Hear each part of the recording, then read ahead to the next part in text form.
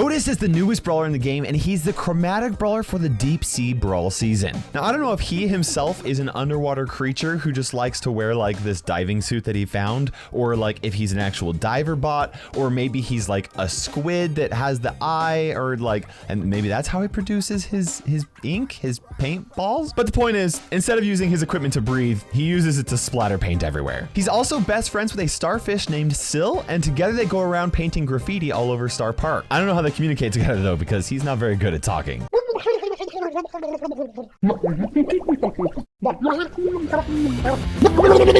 I'll show all of his voice lines and pins at the end of the video. Otis's main attack is inky art. But first, this video is sponsored by Free Fire. Click the link below to download for free. And what's this?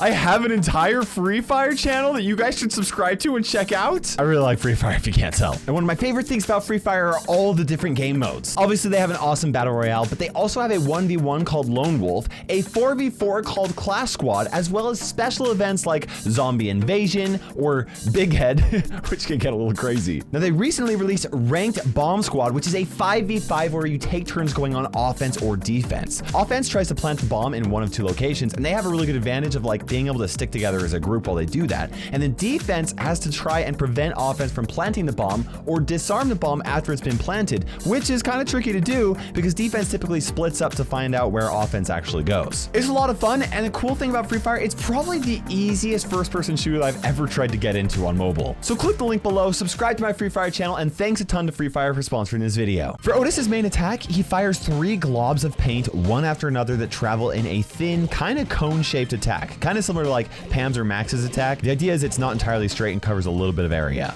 Now, even though they do splatter all over the ground, they actually don't have a blast radius and can only hit one target at a time. Otis's super is Silent Seabed. For super, he launches his starfish Syl at a single target, and Syl latches onto that target for 3 seconds. While Syl is attached to that target, the target cannot activate any of their abilities. This includes using their main attack, their super, or their gadget. The only thing the target can do is move around and wait for Syl to fall off. And since Syl doesn't actually deal any damage to the target, they can recover health, and their healing won't be interrupted if they're already healing when they get hit by it. It also won't interrupt current abilities. So if Carl's in the middle of using his super and he's hit by Otis's super, he'll still finish his super. It's not like a stun. One thing that's cool is that this super also works on pets. So if Syl latches onto Jesse's turret or Nita's bear, they will not be able to attack until it falls off. Plus, this only works on active abilities, so passive star powers like Bo's Circling Eagle will not be canceled. Otis's first gadget is Dormant Star. This makes it so that if he misses his next super, Syl will remain on the battlefield wherever he lands until enemies walk over him. And yes, he will stay on the battlefield forever unless an enemy walks over him or the map like gets reset like it does in Brawl Ball or Knockout, kind of like Belle's Nest Egg in Bo's Mines. Another thing it has in common with those abilities is that enemies can see where it is placed, but after it's placed, it disappears from the enemy vision. Also, you can have multiple stars on the battlefield at once,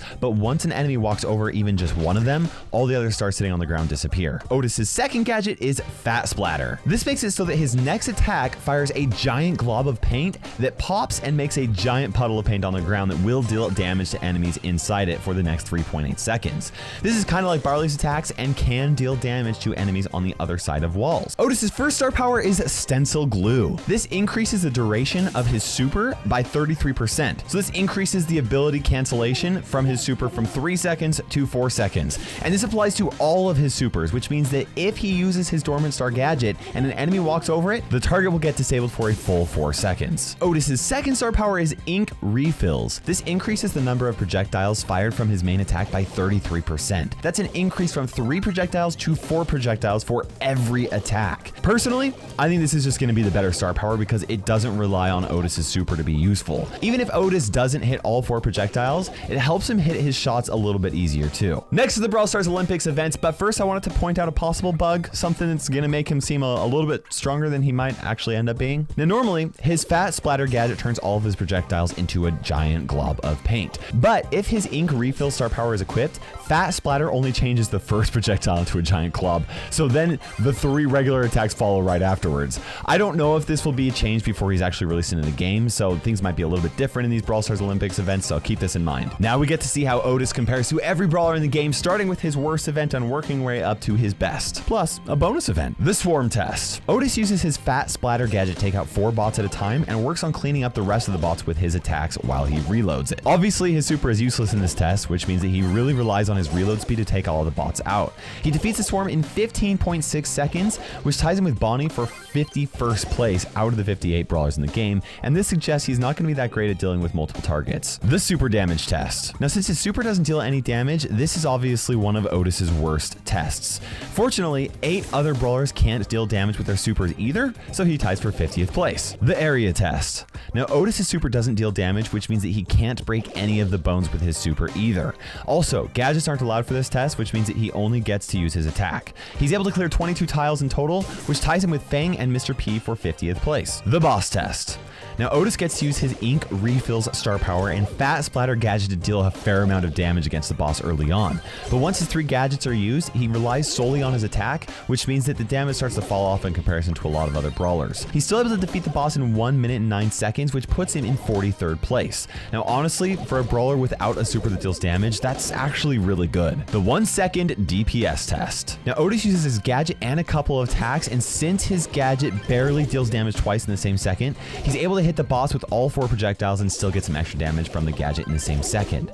He deals 4,904 damage in 1 second and gets 39th place. The Super Range Test. Otis's super has a range of 9 tiles long and is actually longer than his attack range by 1/3 tile. That's exactly as long as Amber's super, so he ties with her for 37th place in the Super Range Test. The Race Test. Otis doesn't have any abilities to speed him up, shoot him forward, jump over walls, or anything like that, so he doesn't get any advantage. Since he has a normal movement speed, he finishes the race test in 12.3 seconds and ties with 22 other brawlers for 35th place. The Reload Test. It takes Otis 20.7 seconds to completely unload and reload 10 full attacks. His unload speed is a little bit below average since he fires multiple projectiles with each ammo, but he actually saves just a bit of time using his first star power instead of his second one, so he only has to unload 3 projectiles instead of 4. Overall, Otis takes 33rd place, which puts him close to the middle of all the brawlers. The Attack Range Test.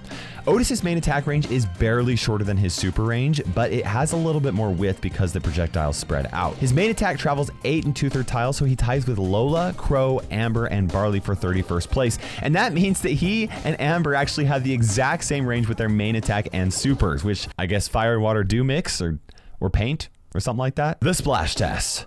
Otis starts off in the middle of the boxes and is able to hit all of the boxes with his gadget except for one. His gadget opens most of them, but he still has to use a few attacks in order to clear the entire area. Otis finishes the Splash Test in 15.5 seconds, which puts him in 30th place. Next is a new Olympics event that I've never done before, the Auto Aim Test. Now, this test is designed to see how much damage a brawler can do against a moving target if you only auto aim your attack from various distances. Otis hits the enemy twice, 3 tiles away. He hits 1 projectile 4 tiles away, but if the target is 5 tiles away, he just barely misses. This gives Otis a score of 690 damage at 4 tiles, and I have no idea how this compares to other brawlers yet. So I'm really curious to know if you guys would like to see the Auto Aim Olympics for every brawler in the game, because I can make that video if you'd like it. Now for the test that Otis scores higher than half of the brawlers in, the Box Test. Otis uses his gadget on the first 3 clusters of boxes to open them up and collect their power cubes as fast as possible. By the time he's out of gadgets and gets to the last few clusters of boxes, he's strong enough to take them out very quickly with his main attack, and he finishes this test in 43 seconds and takes 25th place. The Supercharge Test. Otis requires 9 projectiles to hit a target in order to charge his super, which is normally 3 full ammo. But since his Ink Refill star power adds a projectile to his attack, he's able to charge his super at the beginning of the 3rd ammo rather than at the end of it with this star power equipped. He charges his super in 1.7 seconds and gets 22nd place. The Assassin Test. Now, Otis starts by using his gadget to deal some extra damage over the next 3 seconds. His gadget doesn't recharge in time for him to be able to use it again, but he is able to unload all of his ammo and hit the boss with 12 projectiles thanks to his Ink Refill star power. He has the potential to deal 10,830 damage in 3 seconds, which puts him in 20th place, and that is actually insane for a brawler whose super doesn't deal damage. The Survival Test. This is the first test where Otis's super actually helps him out a little bit. He uses his super to prevent the sniper bot from shooting for a few seconds, seconds, and he's able to recover a little health while Syl is latched on. After that though, it's just a matter of time before he dies. Otis ends up surviving for 22.7 seconds, so he gets 19th place. Finally, we have Otis's best 2 tests. The 3-attack kill test. Now this test is primarily to show you guys which brawlers Otis is able to 3-shot with just his main attacks, so I didn't let him use his gadget here since it might not always be available. With ink refills equipped, he deals 8,280 damage with 3 ammo, and that is enough to 3-shot every brawler in the game except for El Primo and Frank, and this places him in 18th place. The disable test.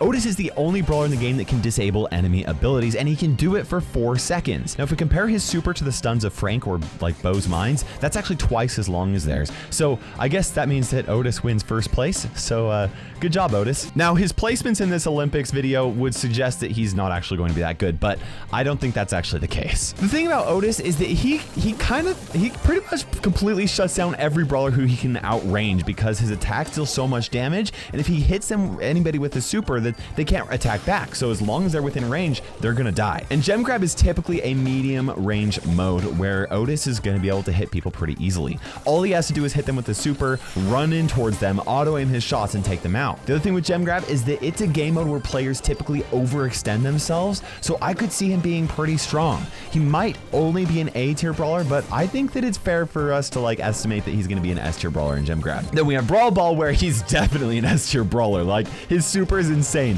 He can use it on enemies that are protecting the goal. So like if there's only one person stopping him, let's say he's got a Shelly with her super charged up coming in and like she's gonna stop your offense. Well, he can just throw a super at her. She's not gonna be able to attack, and you just walk right past her into the goal. Like there's 4 seconds of that. That's insane. Another interesting thing is that they can't shoot the ball if Syl is attached to them. So like if they want to go on offense, they want to kick the ball in, they have to walk into it. They can't kick it. So Otis's super is amazing on offense. It's amazing on defense. His attack skill deal a lot of damage. He can deal with tanky brawlers because of how much his attack damage does. So like S tier for Brawl Ball for sure. Now Heist on the other hand will probably be one of his worst modes, but I'm still giving him the B tier, okay? He's pretty much only going to be good for defending the safe since like his super can't deal any damage to the enemy safe, and his main attack, let's just say there are other brawlers that can deal more damage with their main attack, okay? However, Otis is great at defense because he can just like stop enemies from attacking the safe,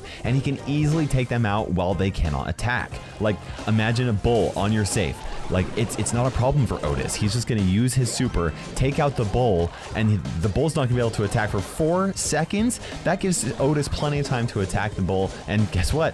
He can take out a bull with 3 attacks, so that's insane. Either way, I think there are better options in Heist, so I'm gonna give him B tier. Now, like I said earlier, Otis is really only good against enemies that he can outrange, which is why I don't think that he will be the most competitive option in Bounty. Hey, I do think he'll be viable, especially to counter close range assassins. There are some maps where those work really well in Bounty, but he probably wouldn't be my first pick. Because of that, I'm going for the B tier in Bounty, but there is a chance that he could be A tier. Then we have Hot Zone, and Otis's super is going to be great for moving brawlers out of the zone, but his main attack has some decent width, which also helps him keep brawlers out of the zone. His super is also going to be able to buy himself a few extra seconds inside the zone, which honestly, like that can be the difference between winning and losing a match. I certainly think that he's got the right abilities for the S tier in Hot Zone, but he's especially going to be great on 2 zone maps because of how strong he is in 1v1s. Next is Knockout, and his super should be pretty good for this game mode, especially against assassins and medium range brawlers. Assassins and long range are typically what's played on Knockout, which is why like he doesn't counter long range brawlers, so he's gonna have to like play the slow game to patiently wait and charge up his super and wait until he can actually get it. But I think A tier is pretty fair for him in Knockout. Next is Solo Showdown, and he might not seem like the best at assassinating brawlers quickly, but he can buy himself at least 4 seconds with his super. Strangely enough, he's kind of like one of the best brawlers in the game at winning 1v1 fights if he's able to land his super. Now, even if he can't finish an enemy off, hitting his super on an enemy makes whoever he hits an easy target for other players to focus on, and I think the A tier is a fair placement for Solo Showdown. Now, when it comes to Duo Showdown, I think he's just going to be just as good, A tier as well. Yes, his attacks can only deal single target damage, and his super can only hit 1 target, but his super does allow him to like take out an enemy brawler for 4 seconds, or at least eliminate them so that he and his teammate can 2v1 whoever else is left over, or 2v1 whoever they're attacking. Like imagine an Edgar with a ton of power cubes, right? All you have to do is just hit him with your super, and then all of a sudden you and your teammate can 2v1 that Edgar, and the Edgar can't do anything, right? This is a little bit of a tricky placement, but I think that he deserves the A tier in Duo Showdown, maybe even B tier. I'm curious to know what you guys think about Otis, so let me know in the comment section below. And the last thing I have to show you for Otis is his voice lines and pins, so I'll show that to you after I'm done saying thanks for watching, and don't forget to use code Kairos in the Brawl Stars shop.